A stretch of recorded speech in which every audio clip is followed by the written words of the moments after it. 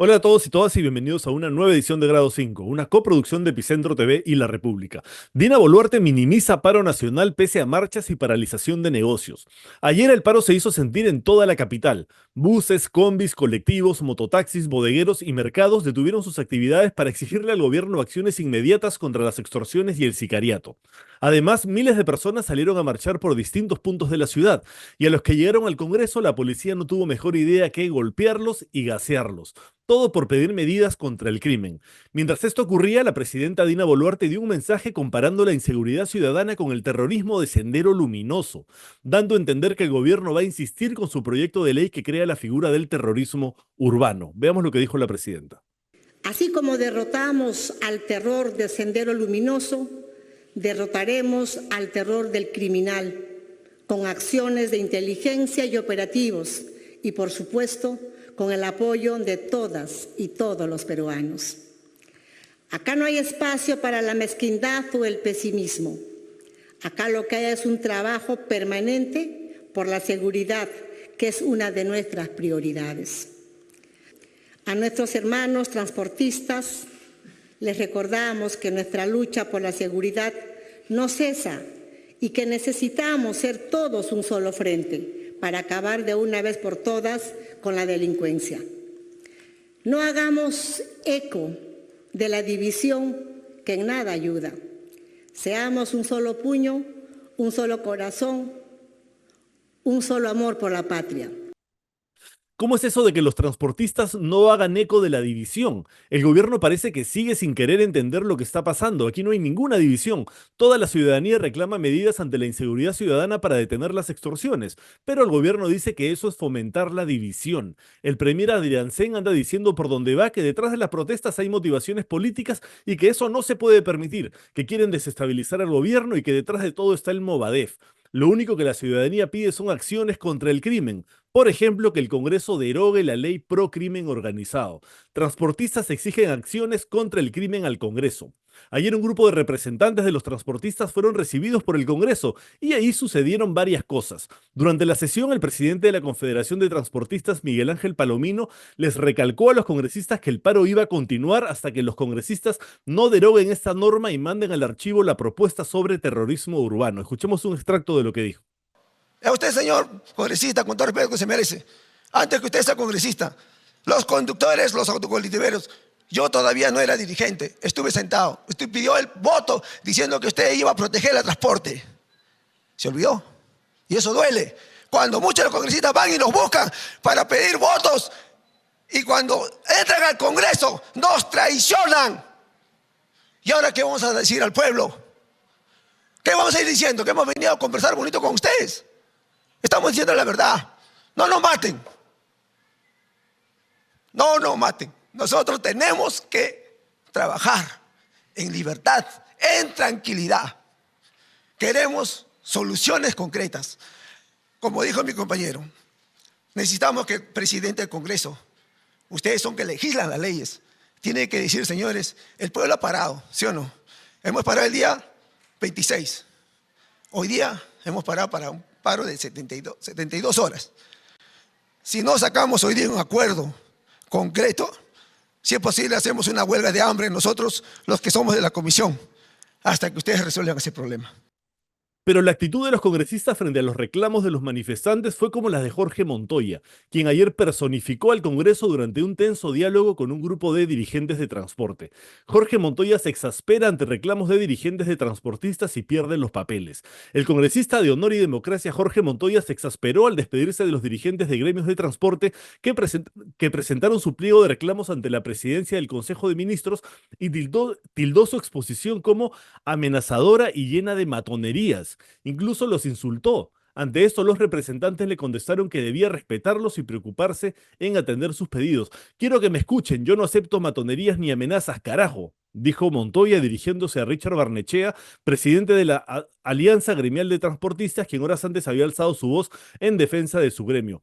Pero el momento que me pareció más interesante fue cuando Montoya les decía que estaban mintiendo al decir que la ley pro crimen organizado es parte del problema. Escuchemos ese momento.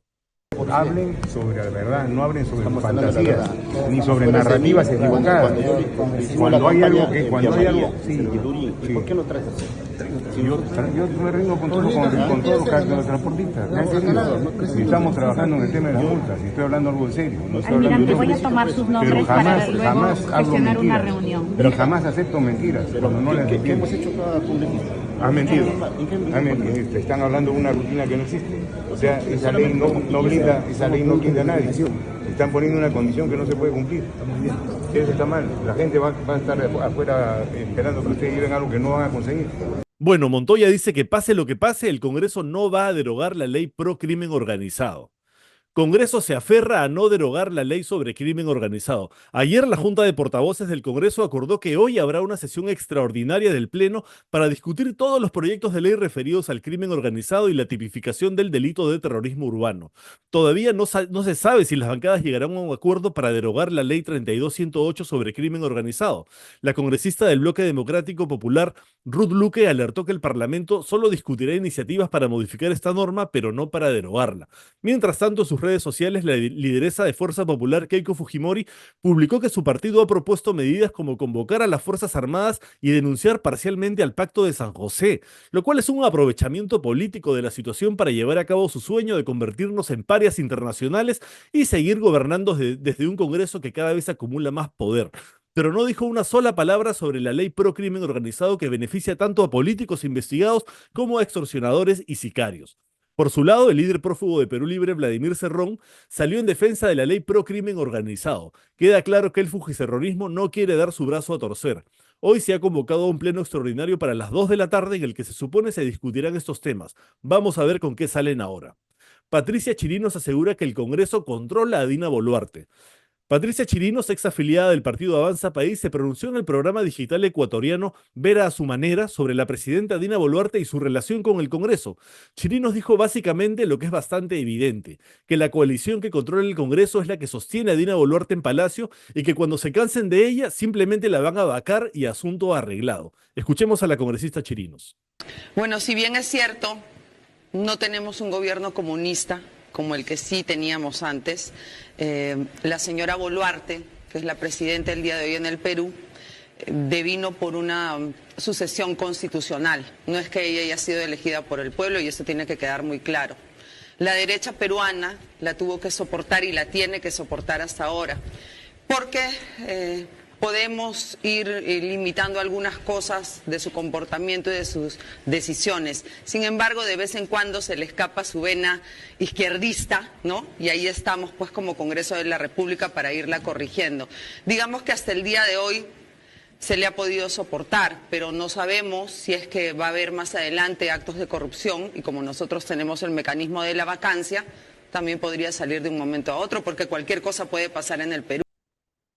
Con el cuento de que luchan contra la amenaza comunista, Chirinos y sus aliados del Congreso sostienen en el poder a la que fuera vicepresidenta de Pedro Castillo, porque ella selló un pacto con ellos. Cogobernar como lo están haciendo y no hacer nada que pueda afectar al otro. El Ejecutivo no observa ninguna ley que apruebe el Congreso y el Congreso le da luz verde a todas las leyes que propone el Ejecutivo. Y se trata en la inmensa mayoría de casos de leyes que debilitan la democracia y favorecen intereses de grupo, como la ley de crimen organizado que beneficia a congresistas y otros políticos investigados y al mismo tiempo promueve la impunidad de extorsionadores y sicarios. A esta situación de tierra de nadie es a lo que nos ha llevado esta alianza entre el Congreso y Dina Boluarte. Y ahora tenemos una entrevista con el miembro de la Junta Nacional de Justicia, Aldo Vázquez, quien le ha pedido al Tribunal Constitucional que resuelva cuanto antes la demanda competencial entre el Congreso y el Poder Judicial, pues el Congreso, para variar, está en pleno trámite de aprobación de una ley que va a reducir los votos que necesita el TC para resolver precisamente demandas competenciales.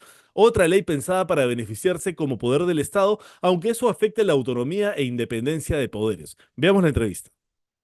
En 4 oportunidades hemos vencido al Congreso respecto de su pretensión de separarnos de la Junta Nacional de Justicia. En materia competencial van 3 meses y no se ha podido emitir sentencia y todo indicaría pues que no habrían los votos suficientes. Pero bueno, esas pueden ser especulaciones. Pero lo cierto del caso es que hasta ahora no ha obtenido un resultado favorable. Y entonces, ya cuando estamos en las postrimerías, haciendo un símil futbolístico, cuando estamos en las postrimerías del partido, casi en el tiempo suplementario, deciden modificar las reglas para bajar la valla de tal manera de facilitar la posibilidad de lograr una mayoría en el Tribunal Constitucional que declare fundada la demanda competencial. Yo creo que la consecuencia es muy grave en términos de seguridad jurídica en primer lugar, porque nos queda claro entonces a nosotros que en cualquier momento cualquier tipo de reglas se pueden modificar si se trata de satisfacer intereses que no siempre son los más nobles. Por otra parte, tiene una consecuencia muy grave también sobre la Junta Nacional de Justicia y sobre la persona de la doctora Tello y mía, porque si se declara fundada la demanda, eso significa entonces que aquellas sentencias que nosotros hemos obtenido a nuestro favor quedarían nulas, ¿no? Podrían quedar Claro, nulas. porque uno podría decir, pero ya, ¿cuál es el problema? Si dentro de 2 meses ya, o en 2 meses y medio se van, ¿no? O sea, ¿por qué tan? No, pero en realidad no necesariamente se busca que ustedes se vayan por la puerta falsa 2 meses y medio antes de su mandato. Se busca anular lo que ustedes han decidido, entre otras cosas, quizá la principal, la destitución y la confirmación de la destitución de la exfiscal de la Nación, Patricia Benavides. Bueno, ya sería eso de absoluto escándalo, ¿no? Bueno, en realidad todo es de escándalo desde que se inició esta persecución sistemática contra los miembros de la Junta Nacional de Justicia. Hace casi 2 años de esto. No olvidemos que han habido 5 acusaciones constitucionales contra nosotros, 3 mociones que buscaban la remoción inmediata de los miembros de la Junta sin proceso alguno, una serie de iniciativas de reforma, de modificaciones legales y de reforma constitucional que buscaban incluso la desaparición de la Junta, desaparecerla del mapa constitucional. Es decir, se han intentado todos los mecanismos para afectar la institucionalidad de la Junta. Pero ya la posibilidad que usted sugiere, no solamente sería un atentado contra la independencia del Poder Judicial, que estaría privado de resolver las acciones de amparo de los ciudadanos cuando se trata del Congreso de la República. Se estaría también afectando a la Junta Nacional de Justicia porque se varía la composición de su quórum y ya no podría probablemente tomar una serie de decisiones que todavía le corresponde adoptar hasta el 6 de enero de 2025. Pero además, efectivamente, podría terminar afectándose a otras instituciones, por ejemplo, a OMPE y a RENIEC, porque ha sido, durante nuestra gestión que han sido ratificados los jefes de la OMPE y de RENIEC. Entonces, si tal es la pretensión, que yo francamente no lo puedo creer, pero si tal fuese la pretensión, estaríamos, yo creo, en una situación extremadamente grave. En cualquier caso, estamos ya en una situación extremadamente grave que está comprometiendo, de un modo muy intenso, la institucionalidad del país. Pero en ese escenario, doctor, usted y la doctora Tello, quedan fuera de la Junta Nacional de Justicia. Ese escenario hipotético, ¿verdad? El Tribunal Constitucional le da la razón, o con 5 o con 4 votos, etc. El Congreso buscaría anular las decisiones de las que ustedes fueron parte. Bueno, el Congreso por sí solo no lo puede hacer. No veo mecanismo. Bueno, la verdad es que, claro, estamos en el límite de la imaginación, porque yo no puedo en este momento atisbar de qué modo podrían intentar la nulidad de decisiones adoptadas por un órgano constitucional autónomo y cuyos miembros estaban perfectamente, como siguen estando, perfectamente habilitados para tomar las decisiones que tomaron. Decisiones además absolutamente ajustadas a la Constitución y a la ley, de modo que no veo forma de que tal cosa pueda ocurrir. Pero la consecuencia de todo esto, como señalamos, sería la afectación al Poder Judicial, a la Junta Nacional de Justicia, a la Oficina Nacional de Procesos Electorales, al propio Registro Nacional de Identificación y Estado Civil, pero todavía más grave, ¿no? Es decir, un poderosísimo instrumento en manos del Congreso de la República que podría ser esgrimido contra cualquier alto cargo público en el futuro, sin limitación alguna, sabiendo que no hay el contrapeso de la eventual actuación del Poder Judicial por la vía del amparo. De acuerdo. Ahora, usted no ha decidido no hacer uso de la palabra mañana en el informe oral que se tenía previsto. ¿Por qué tomó esa decisión? Sí, yo he meditado en relación a la necesidad o no de participar en esa audiencia. Como recordará seguramente usted, el 10 de julio se produjo la vista de la causa. La vista de la causa es pues ese espacio en el que los magistrados pueden interactuar con las partes, pueden escuchar los argumentos de unos y de otros, puede debatirse algunos aspectos nucleares del proceso sobre el que se tiene que resolver, donde los magistrados formulan interrogantes, preguntas. Esa estación del proceso ya ocurrió y ocurrió sin mi presencia. Yo pedí que se reprogramara y pedí que se reprogramara porque recién me notificaron a mí de que se me estaba admitiendo en la condición de tercero la tarde del día anterior a la realización de la vista de la causa. La vista de la causa fue el 10 de julio por la mañana en la ciudad de Arequipa y yo fui notificado, me parece que a las 3 o 4 de la tarde en mi domicilio en Lima, el día anterior. Evidentemente, yo no estaba en condiciones de preparar mi defensa, ni mucho menos de constituirme en la ciudad de Arequipa. Pedí por eso una reprogramación de esa vista de la causa y fue declarada, mi pedido fue declarado improcedente. Yo respeto las decisiones del Tribunal Constitucional. Obviamente no comparto una decisión de esa naturaleza en que se le impide a un tercero que va a ser potencialmente afectado de modo directo por la decisión que se adopte y afectado además en mis derechos fundamentales. No puedo compartir esa decisión. Pero eso ocurrió hace 3 meses. La vista de la causa ya se realizó. 3 meses después que se habilite una audiencia inesperada, absolutamente inusual, para que pueda yo hacer un informe oral, me parece ya innecesario porque el proceso natural a partir del cual los magistrados han ido formándose una convicción sobre el proceso, pues ese proceso natural, valga la redundancia, ya ocurrió.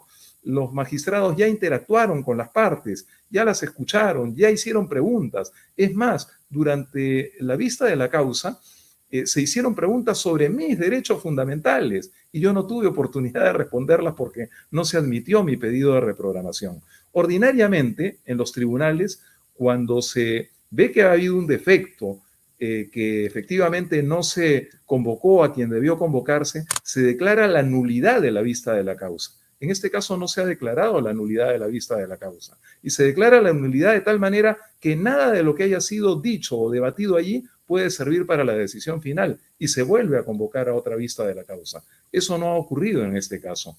Incluso hasta hay una contradicción porque mi pedido de reprogramación fue declarado improcedente, pero ahora se ha convocado a una audiencia. Sin embargo, el Tribunal Constitucional,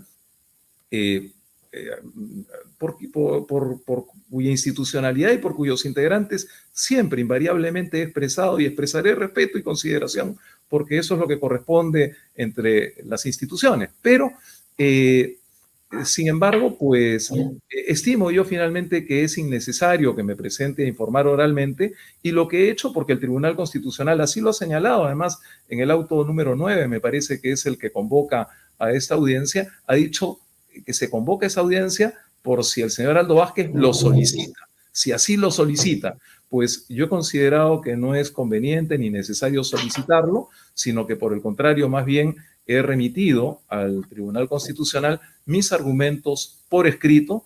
He pedido, por supuesto, que estos argumentos sean valorados y he pedido muy respetuosamente que se expida sentencia lo antes posible, porque los plazos están vencidos y porque además incluso el 1 de octubre se publicó en la página web y que yo sepa hasta ahora no ha sido modificado ese comunicado, un comunicado de la Oficina de Imagen donde incluso dice que ya se votó la causa. en el lenguaje jurídico no hay duda alguna. Cuando se dice que se votó la causa, no es que se resolvió. Decían algunas fuentes que eso había sido un error o una mala información. Y yo presumo que es así. Yo presumo que es así, pero en todo caso debió haber sido aclarado. Nunca es tarde para aclararlo y para Debió haber admitir sido un error, aclarado, ¿le parece? ¿no? Públicamente. Yo no he visto comunicado oficial. Lo que he escuchado por ahí en redes sociales es que funcionarios del Tribunal Constitucional habrían dicho que se trata de un error, ¿no? Y yo no, y la verdad es que no puedo dudar que se trate de un error, porque yo no puedo creer que se convoque una audiencia cuando ya la causa ha sido votada, ¿no? Pero todo esto no hace pues sino alimentar la confusión en relación al tema, y yo creo que lo que corresponde finalmente es que el Tribunal Constitucional se pronuncie de modo final y definitivo sobre esta materia, y yo confío que lo haga pues respetuoso de los derechos fundamentales de las personas que estamos involucradas.